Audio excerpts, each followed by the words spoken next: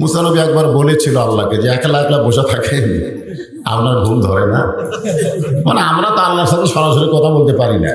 এক পার ছিল মুসা নবী, ধরে কোন কথা ঠিক, একলা একলা থাকলে তো গল্প করার কেউ নাই, ঘুম ধরে না। আল্লাহ বলেছেন মুসা তোমার কি মনে হয়? মুসা বলে আমি তো একা থাকলে কিছুক্ষণের মধ্যে ঘুম ধরে। আল্লাহ বলতেছেন ঠিক আছে এক গিলাস পানি নিয়ে আসো। মুসা নবী পানি নিয়ে এসে দাঁড়ালেন। কিছুক্ষণ পরে আল্লাহ বললেন মুসা নিয়ে ঘুম ধরো। মুসারা যে ঘুম ধরছে গিলাস পরে ভাঙে গেছে। আল্লাহ বলে পানি দাও। মুসাকে আল্লাহ তুমি জানো না আমার ঘুম আছে।